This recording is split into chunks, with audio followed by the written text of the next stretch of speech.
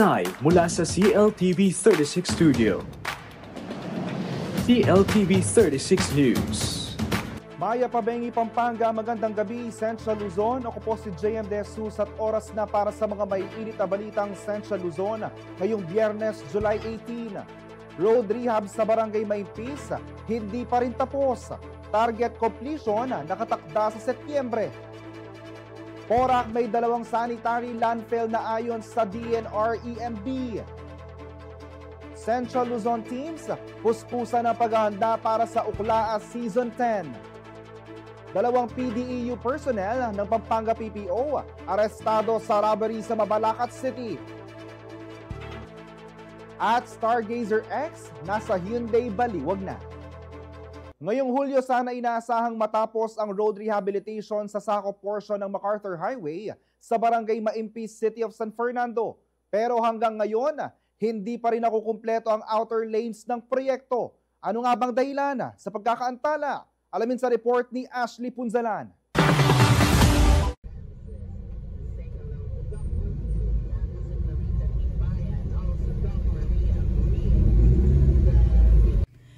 Pebrero nang unang sinubaybayan ng CLTV 36 ang road rehabilitation sa sakop portion ng MacArthur Highway sa Barangay Maimpis, City of San Fernando, Pampanga. Ayon sa Department of Public Works and Highways o DPWH Region 3, ngayong Hulyo sana ang orihinal na target completion date ng proyekto. Pero hanggang ngayon, hindi pa rin tapos ang road rehab. Ano nga ba ang dahilan ng pagkaantala nito? Kasama raw sa proyekto ang pagpapaayos ng 4 na lane at mga kanal sa gilid ng kalsada para tugunan ang madalas na pagbaha sa lugar. Bagay na inirereklamo at sakit ng ulo ng mga motorista at commuters. Ngunit ayon kay Engineer Jason Hauco, Chief ng Construction Division ng DPWH, hindi naging madali ang konstruksyon dahil bukod sa sunod-sunod na pag-ulan, nakakaantala din ang mga utility lines na kailangan pang i-relocate. Naging challenge po talaga natin nung una is number 1, yung mga utility. Nandiyan po yung mga poste, nandiyan po yung mga underground na water line, cables na nandito po sa ilalim ng ating roadway. No? So dahil po nilakihan po natin yung kanal, tinamaan po sila. And then eventually, inabutan na rin po tayo ng early onset ng rainy season. Kaya naman nagsagawa na ng coordination meeting ang ahensya kasama ang CSFP LGU at ilang utility companies para planuhing maigi ang road rehab. Dahil dito, umaasa ang DPWH na mapapabilis na ang konstruksyon. Medyo naging isang issue namin noong una dyan pag may tinamaan po kaming poste, may tinamaan po kaming water line, magkakaroon po ng delay. Ngayon po, with that coordination meeting, napabilis po ang ating implementation dyan sa may government center. Kasabay nito, ongoing na rin ang pagpapagawa ng access road sa back gate ng Diosdado Macapagal Government Center o SACOP para maging alternatibong ruta ng mga government employees habang nagpapatuloy ang road rehab. Kapag bukas na ito, inaasahan mababawasan ang traffic sa MacArthur Highway. Nang tanungin naman kung kailan matatapos ang road rehab, target daw itong makumpleto ngayong September 2025. Gayunpaman, kahit na hindi pa tapos ang kalsada, nakita na umano ang positibong epekto ng pinalawak na kanal. Mas mababa at mas mabilis na rin daw ang paghupa ng baha. Ang pinaka-purpose po ng paglaki ng kanal talaga doon is kung hindi man po natin masiro or ma-prevent, no, ma-minimize po natin yung effect ng flooding doon sa area. Pero nakita po natin na kahit papaano doon sa na-open po natin na almost 100 meters na nagwo-work na po yun dahil lumaki na po yung kanal. At kapag tuluyan nang natapos ang proyekto, asahan na rin daw ang mas maginhawang biyahe sa lugar, bahagyamang umulan o bumagyo. Samantala, nagpasalamat naman si Hauco sa mga utility companies at LGU dahil sa kanilang active coordination at iba pang initiatives upang mapadali ang biyahe habang hindi pa tapos ang konstruksyon. Gusto kong magpasalamat unang-una sa ating mga kasamahan, no? At konting pasensya pa po at konting pag-unawa po. pag natapos naman po natin yung ating mga proyekto, mas malaking ginhawa po ang ating makakamtan doon. Hiling nila ang konting tiis mula sa publiko, kapalit ng mas maayos at ligtas na daan sa hinaharap. Ashley Punzalan, CLTV 36 News. Samantala, pansamantalang isasara ang bahagi ng Jose Abad Santos Avenue o JASA na nasa pagitan ng Lubao, Pampanga at Hermosa, Bataan para sa demolisyon ng lumang boundary arc at paglalagay ng bagong arko. Nakatakda ang road closure sa July 26 to 27, 2025 mula 11 p.m. hanggang 6 a.m. para sa demolition at sa July 29 naman mula 1 a.m. hanggang 5 a.m. para sa paglalagay ng girder ng bagong boundary arc. Dahil dito, ipatutupad ang rerouting para sa mga motorista. Para sa mga papunta ng Bataan, gamitin ang Lubao Bypass Road, Santa Cruz One Bridge at Angeles Porac Florida Blanca Dinalapihan Road patungong Lawakan o Layak. Para sa mga pabalik ng Pampanga, gamitin lang din ang parehong ruta. Pinaalalahanan ng mga motorista na sundin ang mga traffic signs at tagubilin ng mga enforcer. I-check din ang traffic map para sa karagdagang detalye ng ruta. Sa ibang balita, marami raw dapat ayusin na sektor ng agrikultura at isa na rito ang modernisasyon ng Philippine Warehouse Receipts Law para magkaroon ng akses sa puhunan at mas mataas na kita ang mga magsasaka. Ayon kay Dr. Paulo Cruz, isang agriculturist at dating opisyal ng NFA, dapat italaga ang Securities and Exchange Commission o SEC bilang regulator ng electronic warehouse receipts na maaaring gamitin ng mga magsasaka bilang collateral. Sinabi ni Cruz sa isang seminar ng UP Law at World Bank, panahon na para bigyang kapangyarihan ang magsasaka gamit ang teknolohiya. Sa ilalim raw ng SEC oversight, pwede nang maghintay ng tamang presyo habang ligtas ang kanilang ani.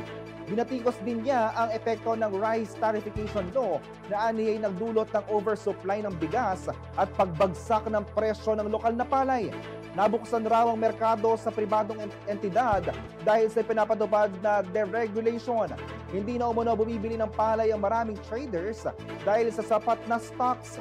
Limitado rin niya ang kapasidad ng NFA na tumanggap ng palay dahil sa 5% lang na total production.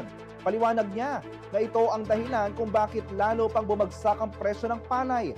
Mahigit 100 taon na mula nang ipatupad ang Philippine Warehouse Receipts Law. Naipasa na rin ng Kamara ang panukalang batas para amyendahan ito pero hanggang ngayon nakabinbin pa rin sa Senado. Sa ibang balita, gumagawa na ng paraan upang lalo pang mapabilis na ang pag-uulat ng mga krimen, sakuna at iba pang emergency situations sa buong bansa. Inanunsyo ng Department of the Interior and Local Government o DILG na pag-uugnay na ang lahat ng 911 hotline sa buong bansa nitong Miyerkules, July 16. Sa kanyang pag-iikot sa PNP Command Center sa Camp Crame, Quezon City, sinabi ni DILG Secretary John Vic Remulla na magkakaroon na ng Unified Emergency 911 System sa 34 na syudad sa bansa sa buwan ng Agosto. Pagkasama-samahin na rin ang mga emergency hotlines at closed circuit television ng mga local government units patungo sa command center ng kagawaran. Mas pinabilis at pinalakas ang access sa bagong sistema para sa kinakailangang assistance na iahatid na ngayon sa iba't ibang lengguwahe ng mga rehiyon na panggagalingan ng tawag.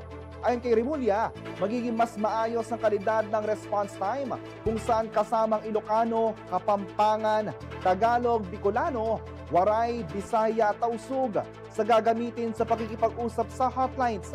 Aabot raw sa 1.41 billion pesos ang pondong inilaan sa proyekto na isinasagawa ng Local Information Technology Company o EPLDT. Nilinaw naman ng kalihim na maaari pa rin dumaan sa dispatch center sa mga LGUs ang mga emergency calls kung kinakailangan.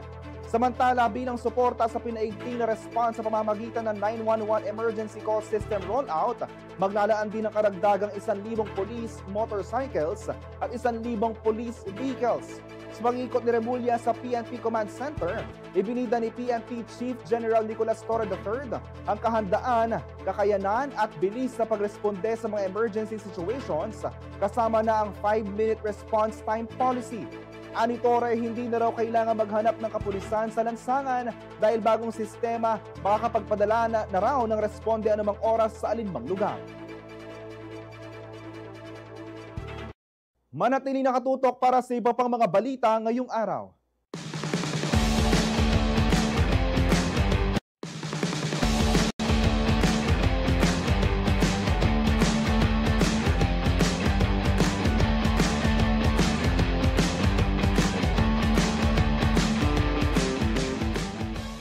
Nagbabalik ang CLTV 36 News. Hindi lang isa kundi dalawa na ang malalaking sanitary landfill sa bayan ng Porac, Pampanga.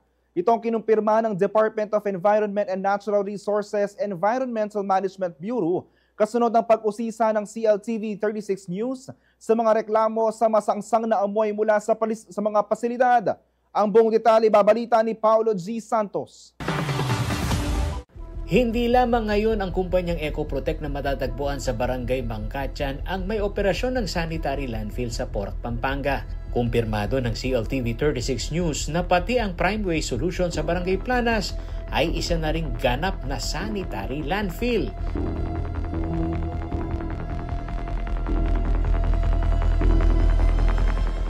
Batay ito sa dokumentong pirmado ni Department of Environment and Natural Resources Environmental Management Bureau o DNR-EMB Regional Director Martin Despi na nakuha ng CLTV 36 News.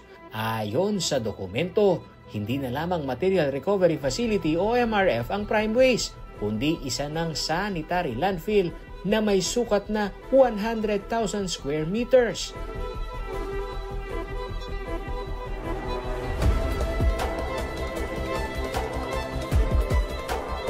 Batay sa Environmental Compliance Certificate, pinapayagan itong tumanggap ng hindi lamang residual waste, kundi maging hazardous waste.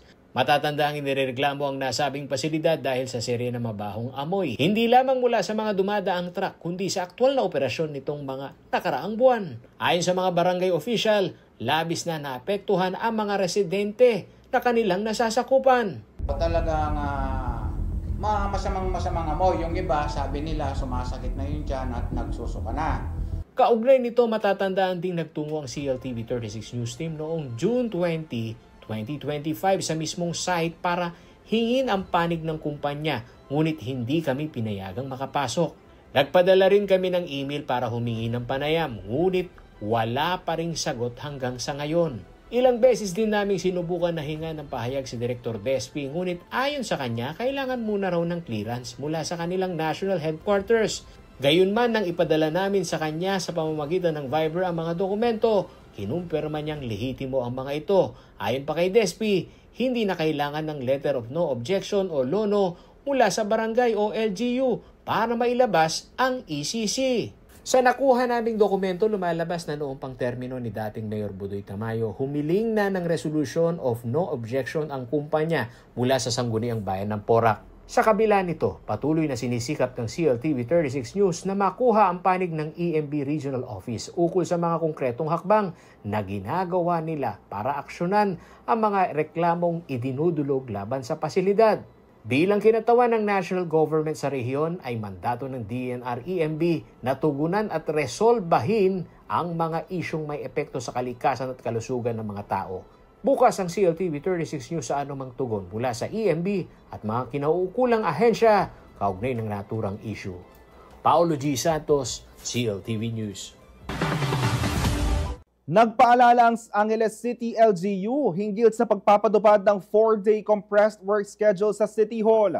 Bukas ang kanilang mga tanggapan tuwing Lunes hanggang Huwebes mula alas 8 ng umaga hanggang alas 7 ng gabi. Layunin ng bagong schedule na mas mapadali pa sa mga residente ang pag-asikaso ng kanilang mga transaksyon, lalo na sa mga abala at may oras lamang sa hapon o pagkatapos ng kanilang trabaho. Tiniyak naman ng LGU na tuloy ang operasyon ng frontline services tulad ng Angeles City Disaster Risk Reduction and Management Office, Angeles City Traffic Office at iba pang pangunahing opisina sa pamamagitan ng skeletal workforce na naka-standby para tugunan ang mga agarang pangangailangan ng publiko. Samantala, pumirma ang Clark International Airport Corporation o SIAC at UET International Corporation sa isang lease agreement para sa expansion ng operasyon ng kumpanya sa Clark Civil Aviation Complex na nagkakahalaga ng 169.7 million pesos. Nilagdaan ito ni SIAC Chief Operations Officer Brando Aguilera at UET International President at UET Box Manufacturing Chairman Thomas Moore Jr. Sa ilalim ng kasunduan, palalawakin ng UET ang operasyon nito sa mahigit 10,000 square meters bilang tugon sa lumalaking demand mula sa kanilang international clients. Target na makumpleto ang proyekto sa pagitan ng second at third quarter ng 2026. Nagsimula ang UET International sa Clark noong 2012 na gumagawa ng mga knitted products gaya ng medyas, beanies, scarves at bags. Ang kanilang sister company na UET Box Manufacturing ay sumunod noong 2016 na gumagawa ng standard at custom shipping boxes. Ayon kay SIAC Chief Development Officer Melissa Feliciano, patunay ang expansion na nananatili pa ring strategic ang Clark bilang industrial at logistics hub habang nagdudulot ito ng dagdag na trabaho, mas aktibong supply chain at tumataas na kumpiyansa ng mga mamumuhunan. Samantala, naaresto ang 2 personnel ng Pampanga Drug Enforcement Unit matapos umano nilang pasukin at pagnakawan ng isang printing shop sa Mabalacat City. Ang mga biktima, kanila raw ginapos at pinagbintangan sangkot sa iligal na droga. Magbabalita si Bryce Oracion. 2 tauhan ng Pampanga Drug Enforcement Unit o PDEU ng Pampanga Police Provincial Office o PPO ang naaresto matapos masangkot sa isang insidente ng pagnanakaw sa Mabalacat City nitong gabi ng Miyerkules, July 16. Sa paunang investigasyon, napagalamang pinasok ng 5 lalaki na may suot na itim na jacket, bonnets at face mask ang isang printing shop sa Barangay Tabon. Ang mga biktima na pawang residente ng lugar ay ginapos ng mga suspect gamit ang cable strap, sinira ang kanilang CCTV system at inakusahan silang sangkot sa iligal na droga. Matapos ang insidente, mabilis na tumakas ang mga suspect sakay ng isang itim na sedan na walang plaka, dalang 9 nanakaw na smartphones. Natagpuan ng naturang getaway vehicle ng mga suspect sa follow-up operations ng mga otoridad sa Barangay San Vicente sa Cobia, Bamban, Tarlac. Sa investigasyon, na-recover din ng isang dokumento na may kaugnayan sa mga miyembro ng PDEU ng Pampanga PPO. Dahil dito, naaresto ang 2 PDEU personnel at naibalik sa mga biktima ang mga ninakaw na gamit. Sinampahan ng mga suspect ng kasong robbery with intimidation at attempted kidnapping. Samantala, naglabas naman ng pahayag si Police Colonel Eugene Manalo, Provincial Director ng Pampanga PPO, ukol sa kanyang pagkondena sa insidente. Ayon kay Police Colonel Manalo, hindi umano pahihintulutan ng ahensya ang anumang uri ng karahasan, korupsyon o misconduct mula sa mga miyembro ng kapulisan. Magkakaroon rin umano ng isang thorough and impartial investigation para sa transparency at accountability ng mga sangkot dito. Kasama si Ashley Punzalan, Bryce Oracion, CLTV 36 News. Manatiling nakatutok para sa iba pang mga balita ngayong araw.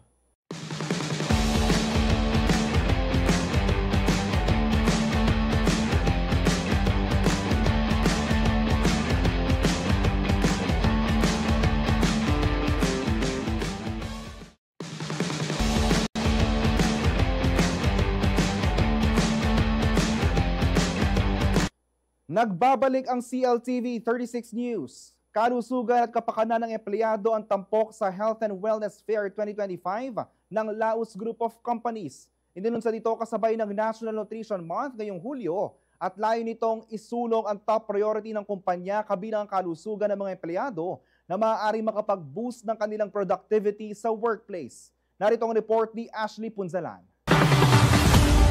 Tunay nga ang kasabihang health is wealth, lalo na para sa mga Pinoy na kabilang sa working class.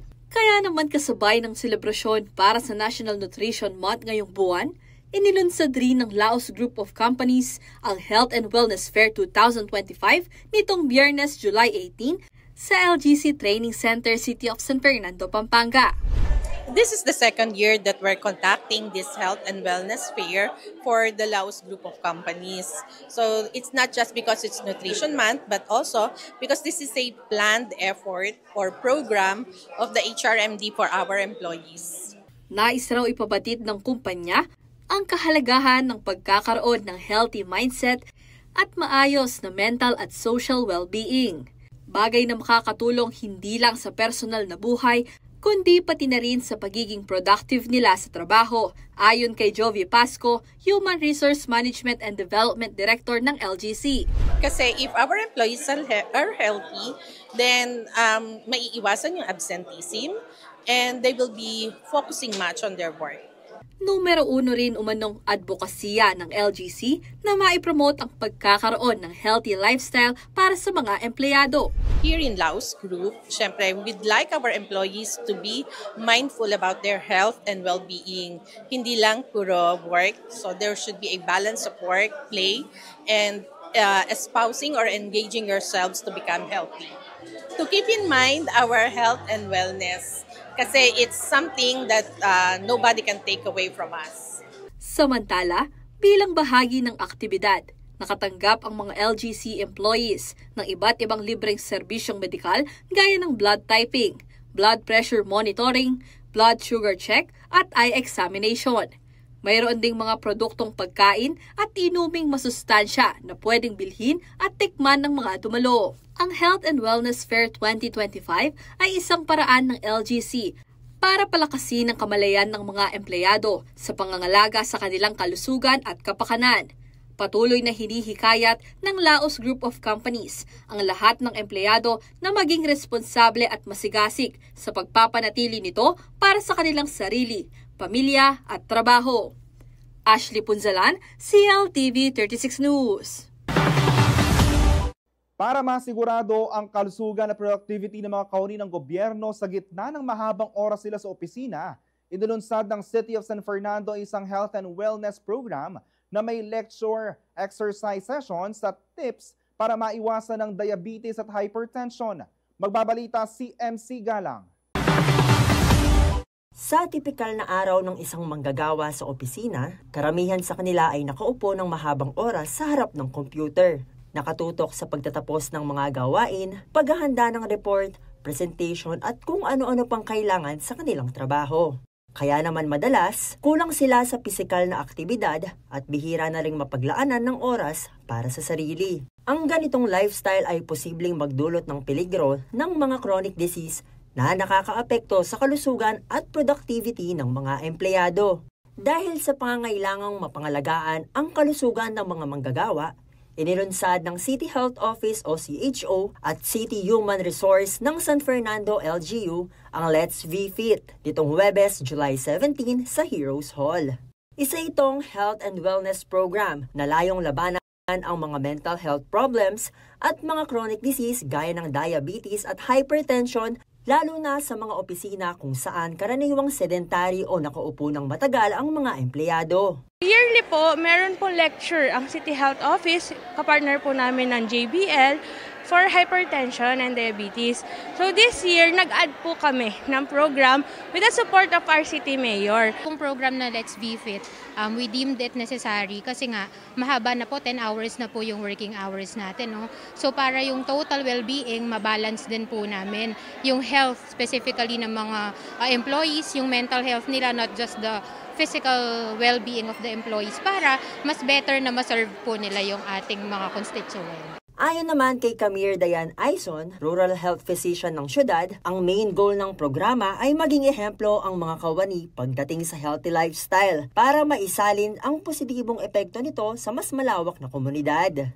Ito pong program na to sa City Health Office and the City Human Resource, nagpartner po sila para sa mga employee ng city government to lose weight and to check po if our city employee are having a healthy lifestyle. So may kita po natin na gusto po ng City Health Office at ng Human Resource na mag-umpisa po ang gantong type of activity sa mga employees. Tapos, na-try po natin siya ibaba sa ating community. Mula naman sa hanay ng Jose B. Lingad Memorial General Hospital o JBL-MGH, binigyang diin ni Dr. Maria Teresa de Mejillo ang kahalagahan ng lifestyle modification bilang pangunahing sandata laban sa chronic diseases. Ang target natin is yung diabetes and yung hypertension. Kasi more than the medication, kailangan prevention tayo. So ang lifestyle modification, ang gusto natin is to be conscious on what we do, on what we eat, and yun yung target natin, especially for our employees. Bilang bahagi ng programa, Nagtalaga ang HR office ng Daily Wellness Hour mula alas 12 ng tanghali hanggang 1:00 ng hapon para sa exercise at lifestyle sessions sa bawat opisina. Binibigyang diin din ng programa ang pagpili ng malusog na pagkain, lalo na ang pag-iwas sa fast food at processed meals. Our number 1 is yung sa diet. So ang diet kasi lalo na very easy para sa atin bumili ng mga fast food, ng mga unhealthy food choices, no. So ang gusto natin is to develop a habit on looking at the nutrition worth ng mga food na kinakain natin. So most importantly, yung salt content ng food, yung fat content, yung calorie in general, no. So aside dun sa food, yung exercise, again kasi 'di ba, ang work natin usual is 8 to 5. So majority of the time nakaupo lang tayo, and after work we are too tired. So most of the time nakahiga naman. So again, conscious choice to be active. Samantala, ibinahagi ni Aison na may cash incentives na naghihintay sa mga makaka-achieve ng health transformation para mahikayat ang mga empleyado na sumali sa program. Nag-add pa po ang ating City Mayor ng prizes para po ma-encourage yung pagsama po ng mga employees natin dito po sa Let's Be Fit. So may kita po natin na hindi lang po yung exercise, diet, gusto din po namin pati yung mga gantong type of condition like hypertension and diabetes, mabigyan po ng highlight. MC Galang, CLTV 36 News. Formal nang itinurn over ng Subic Bay Metropolitan Authority o SBMA ang mahigit 1 bilyong pisong kita nito sa gobyerno. Ipinresinta ni SBMA Chairman and Administrator Eduardo Jose Alinio ang mock check na may nakasaad na 1,465,478,485 pesos and 70 centavos kay Finance Secretary Ralph Recto sa DOF Building, Bangko Sentral ng Pilipinas Complex, nitong Lunes, July 15.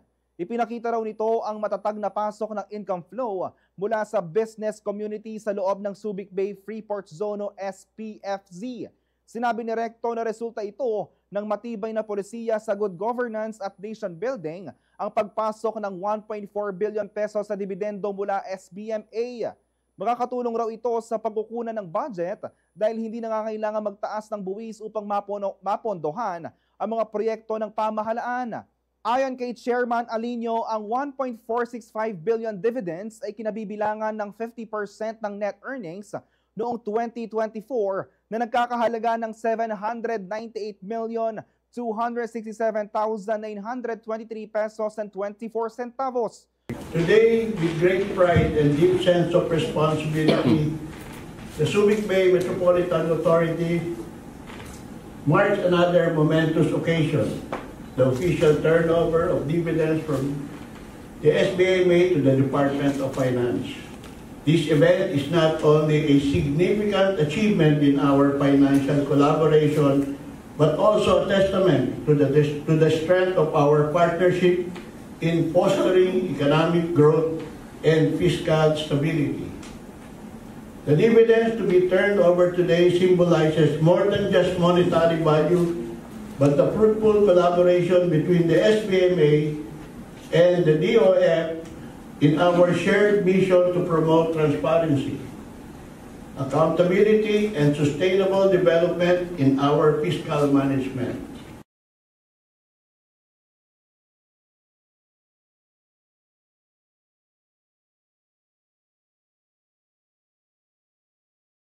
Bukod dito, kasama rin sa isinumiting revenue ang 667,210,560,246 centavos para sa huling installment ng dividends noong 2022. Pinagtibay naman ng Finance Secretary na patuloy ang kontribusyon ng SBMA matapos ang pagbabago nito mula sa dating base militar at ngayon ay itinuturing na world-class economic engine at isang self-sustaining investment hub na nagbibigay trabaho at oportunidad sa taong bayan. Today we once again gather for another testament to the strength of good governance and nation building as the SBMA formally turns over 1.47 billion pesos in dividends to the National Treasury. This is more or less equivalent to 200,000 scholars at the tertiary level. Bawat piso na naipapasok natin sa kaban ng bayan ay mahalaga at bawat sentimo ay may kapalit na pag-asa para sa ating mga kababayan. And what makes dividends special and why I always say they are my favorite kind of revenue is simple. Dividends help us raise funds for government programs without raising taxes on our people. Ilang linggo bago ang tip-off ng Ukla-a Season 10 ngayong Agosto, todo ensayo na ang mga koponan para patunayan ang husay at tapang ng homegrown talents ng Central Luzon. Narito ang report ni MC Galang. Sa pagpasok ng 10th season ng United Central Luzon Athletic Association o Ukla-a, layunin nitong patuloy na magbigay ng oportunidad sa mga batang atleta mula sa iba't ibang universidad at kolehiyo sa rehiyon upang mahasa ang kanilang kakayahan at talento sa larangan ng basketball. Sa ginanap na General Assembly ng Ukla-a nitong Miyerkules, July 16 sa National University Clark, muling iginiit ni Gil Cortez, chairman ng Liga at Regional Director ng Samahang Basketball ng Pilipinas, ang misyon ng Ukla-a para sa mga bagong henerasyon ng atleta. Through this platform, Ukla aims to empower athletes to showcase their talents, enhance their skills, and embody the values of sportsmanship while fostering regional pride. By nurturing homegrown talent, Ukla seeks to be a catalyst for athletic development, recognition, and long-term success, both regionally and nationally. Ayon naman kay Rodel Punzalan ng Far Eastern University o FEU Pampanga, malaking tulong ang liga para maipakita ang potensyal ng mga batang manlalaro na bihirang makapaglaro sa malalaking tournament. Pinaka-value ng Ukla-a ngayon is maghanap ng mga bagong usbong na mga players para magkaroon sila ng exposure. Kasi madaming malalakas dito sa Pampanga. Ang problema lang is kulang sila sa venue para magkaroon ng exposure. Kaya I think advantage ang Ukla-a talaga para sa mga bagong players natin. At dahil nalalapit na ang pagbubukas ng Ukla-a Season 10, puspusan na rin ang preparasyon ng participating teams. For now, may practices kami 4 times a week. Pero mas madadagdagan to kasi lumalapit na yung liga. So last year sumali rin yung Lycée, kaso hindi ganun kaganda yung performance. Kailangan mas ma-level up yung training nila kasi hindi biro yung mga kalabanin, lalo yung Pampanga. Powerhouse ngayon yung Pampanga, ang daming ang dami nilang mga galing na player ngayon. So kailangan namin sumabay sa sipag. Vacation pa lang nagte-training na po kami. Puspusan talaga yung training namin dahil hindi lang Ukla-a yung talagang pinaka main events namin. Meron din kami mga ibang events na pinaghahandaan kagaya po ng Prisaa at saka yung intercollegiate namin. We are still in the process of preparing yung aming students. No, we are continuously having our preparations. No, in line with the Ukla-a and other upcoming leagues na meron yung mga students namin.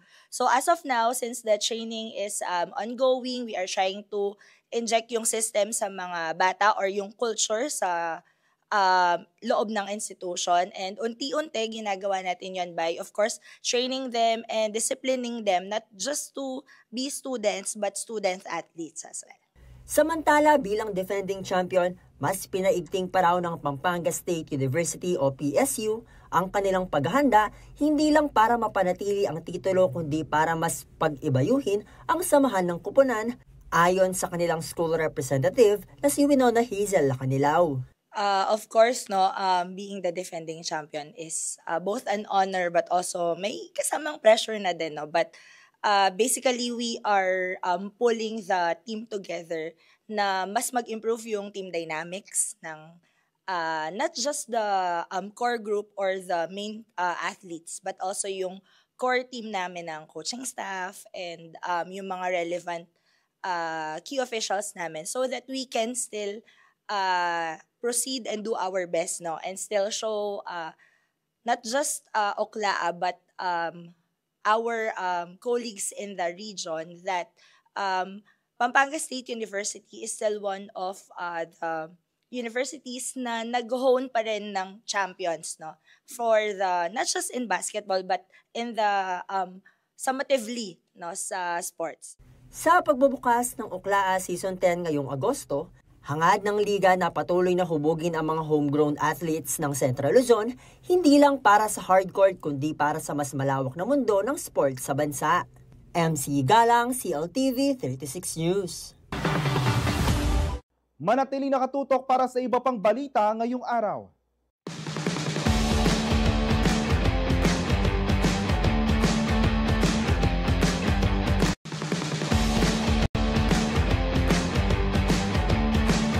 Nagbabalik ang CLTV 36 News. Matapos ang mahabang paghihintay, nakamit na rin ng Philippine Under-23 Men's Football Team ang kanilang unang panalo sa 2025 ASEAN Under-23 Championship Mandiri Cup sa Jakarta, Indonesia pagkatapos nilang talunin ang Malaysia sa isang kapanapanabik na laro. Narito pong report.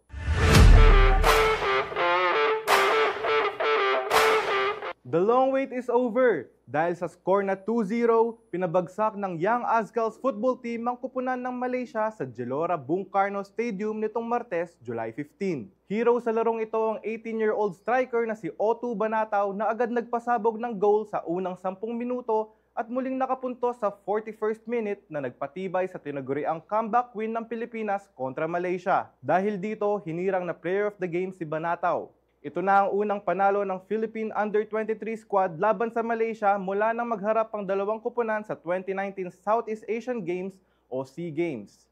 Next challenge para sa national squad ay ang host country at gold medalist na Indonesia na kabilang sa mga top seed teams sa group stage.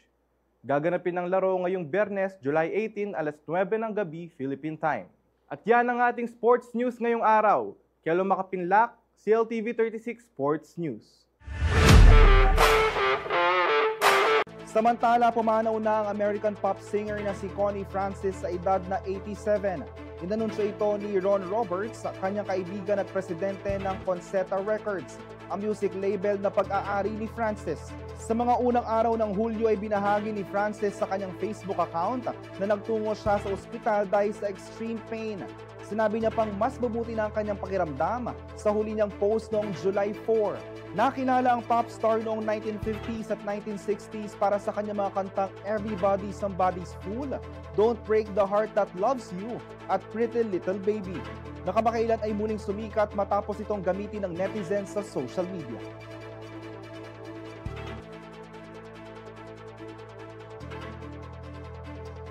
Samantala, level up your family adventures with the all-new Hyundai Stargazer X, isang MPV na may SUV-inspired look, advanced features at unmatched comfort. Perfect sa long drives at city cruising. Siguradong stand-out ka sa daan. Available na ito sa Laos Auto Group, Hyundai Baliwag, Bulacan, kaya tara na't silipin ang future of family mobility.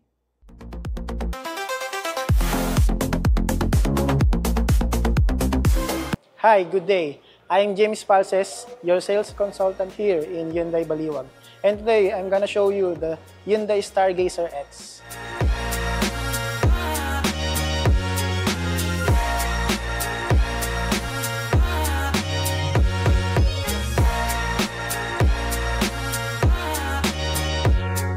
Dito sa ating front grille, makikita nyo yung parametric grills design na mayroong daytime running lamps. And dito sa ating headlamps, meron na tayong quad lamps na merong fog lamp at signal light.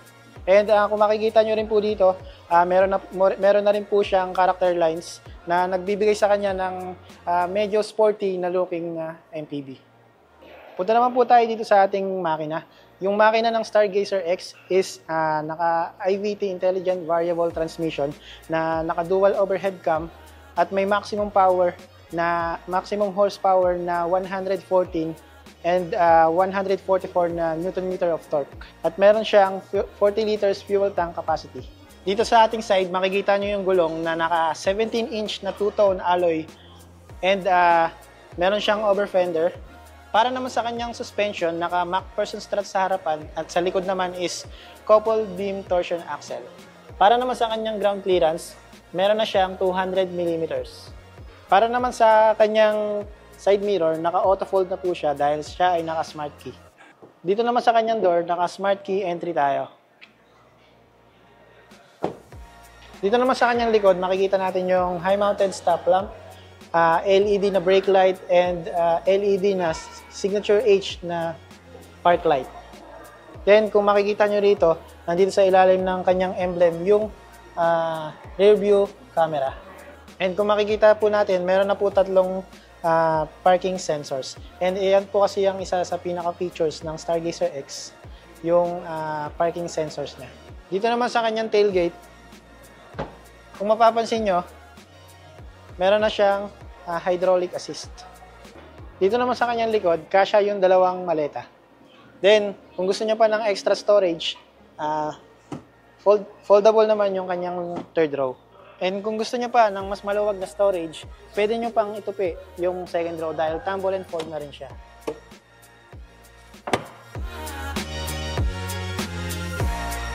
Kung makikita niyo sa kanyang interior, nandito po yung controls ng kanyang windows and yung controls ng kanyang side mirror. And kung makikita nyo po yung materials na ginamit dito is leather and dito is hard plastic. Sa kanya namang driver seats, kung makikita nyo, ay leather yung ginamit na material sa kanya na may red stitching. And dito, makikita nyo yung manual adjustable ng kanyang driver seats. And punta naman po tayo dito sa kanyang steering wheel. Yung steering wheel is yung ginamit niya po na materials is leather and tilt and telescopic na siya. Kung makikita nyo naman po dito sa kanyang steering wheel, nandito yung controls ng kanyang infotainment and yung controls ng cluster. Then meron po tayo ditong 8-inch display na merong Apple CarPlay and Android Auto. Ang seating capacity naman ng Stargazer is 7 seat. Dito naman makikita natin yung pindutan ng drive mode selection niya. Dahil itong Stargazer X is meron siyang drive mode selections like Eco, Normal, Sports, and Smart. Then makikita natin dito, meron na siyang pindutan ng parking view monitor. Then meron din po tayo ditong electronic parking with auto hold. And ito nakikita nyo is yung kanyang armrest. Ang kagandahan dito kay Hyundai Stargazer X ay push start button na rin siya.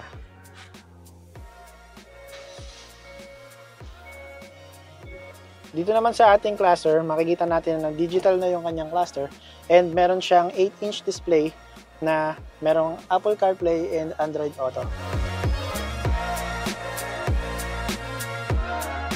Dito sa kanyang infotainment, meron na rin po siyang rear view camera para makikita natin kung paano tayo mag-park. And meron na rin siyang parking sensors. Kaya tutunog siya pagka babangga na tayo or may babangga na tayo. Ang price ng Stargazer X is 1,348,000. And meron po kami ngayong promo down payment na 40,000. All-in down payment na po yun. Na meron siyang free chattel mortgage, free 3 years LTO registration, free 1 year PMS. Then, meron din po tayong 24/7 roadside assistance from Laos Cares. For more inquiries, please contact me at 0965-752-7025. You may like our Facebook page at Hyundai Baliwag. You will also visit our showroom at Hyundai Baliwag, located at Baliwag, Bulacan. Here at Hyundai, innovate every day.